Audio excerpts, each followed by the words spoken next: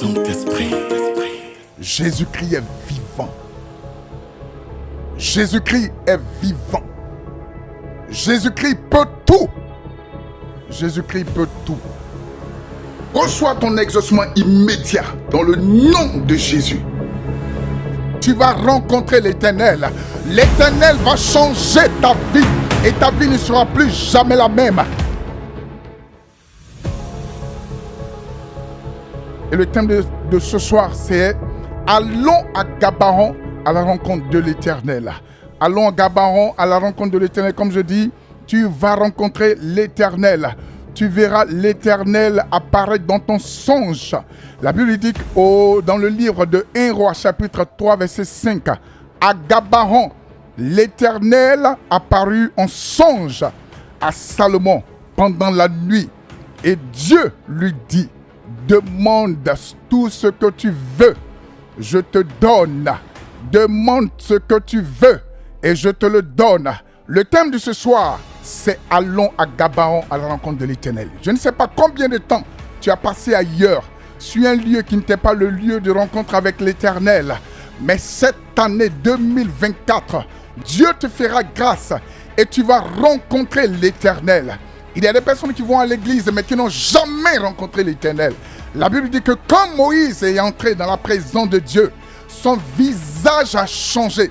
Comment est-ce qu'on a su qu'il avait rencontré l'Éternel? Il y a eu un changement. Si tu vas dans une église, dans une communauté, ou bien tu fais des temps de jeûne, tu fais ci et cela, tu vis même une vie chrétienne et il n'y a pas de changement, tu n'as pas encore rencontré l'Éternel. La Bible dit que celui qui rencontre l'Éternel est obligé de changer. Pierre avait rencontré l'Éternel, il y a eu un changement dans sa vie aujourd'hui. Depuis des générations, sur des siècles, on parle de Pierre.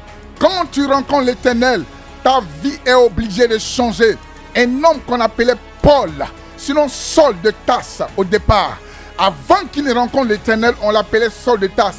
Mais le jour où il a rencontré l'Éternel, sa vie n'a plus été la même.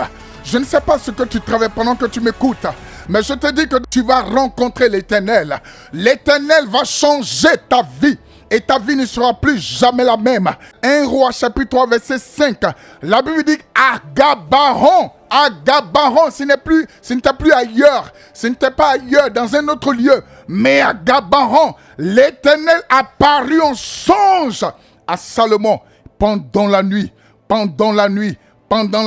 Et Dieu lui dit, demande ce que tu veux. Je te donne cela. Pendant que tu m'écoutes, je t'annonce que l'Éternel te posera cette question. Avant que les nuits de l'année 2024 ne terminent, l'Éternel te posera une question. Demande ce que tu veux. Mais pour cela, il faut être dans le lieu où se trouve l'Éternel. Il faut chercher la face de l'Éternel. Il faut chercher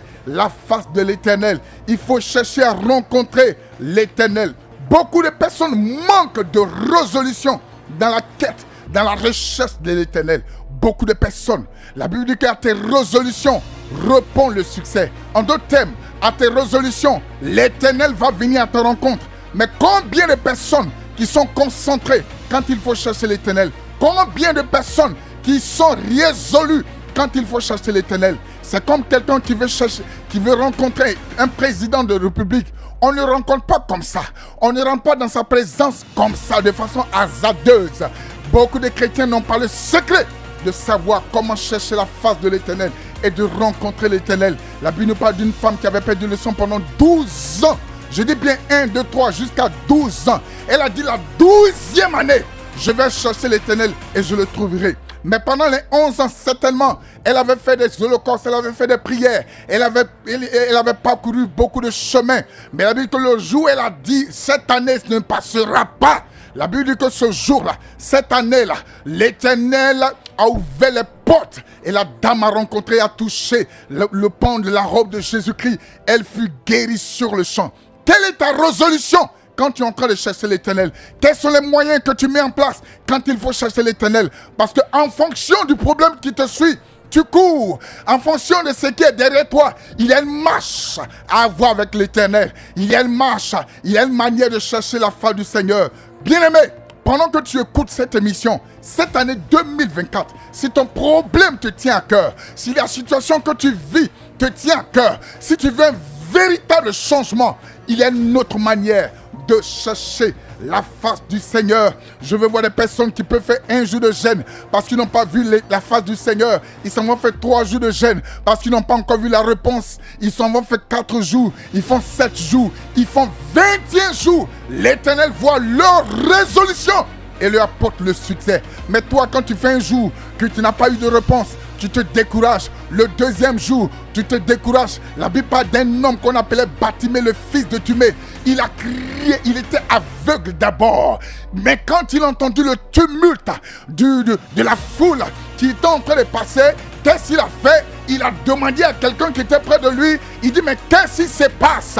On lui dit automatiquement que c'est Jésus qui est en train de passer. Cet homme a dit, si c'est Jésus qui passe, c'est que ce Jésus ne va pas me dépasser. Si c'est ce Jésus qui est en train de passer à côté de moi, c'est qu'aujourd'hui, ça passe ou ça casse. La Bible dit qu'il a crié une première fois, Jésus, fils de David, aie pitié de moi.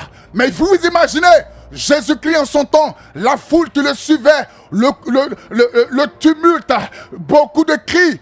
Une seule personne, une seule voix au milieu de toutes ces voix. Ce monsieur qu'on appelait Batimée a crié une seconde fois avec plus de détermination. Jésus, fils de David, aie pitié de moi. Et la Bible dit, sur le champ, Jésus s'arrêta. Est-ce que Jésus-Christ n'avait pas entendu parler, sinon entendu le cri de cet homme la première fois? Si. Il est Dieu. Il est omniprésent. Il est partout.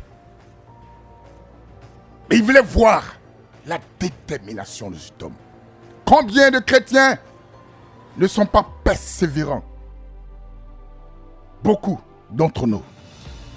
Et ce soir, ce message est le tien. La Bible dit, dans 1 Roi, chapitre 3, verset 5, à Gabaron, l'Éternel apparut en songe à Salomon. Ce n'était pas pendant la journée, mais pendant la nuit. C'est une révélation forte. Ce n'était pas pendant la journée. Ça veut dire que Salomon a pris du temps. Il dit cette nuit. Est-ce que vous savez que tout commence la nuit? Tout commence la nuit. Il dit cette nuit ne passera pas. La Bible dit que quand Dieu créa le ciel et la terre, il y eut un soir. Et ensuite, il y eut un matin. Tout ce que tu recherches, ça qui est dans la nuit. La nuit, qu'est-ce qui se passe? On ne dort pas. On prie. On cherche la face du Seigneur. La Bible dit que la nuit, l'Éternel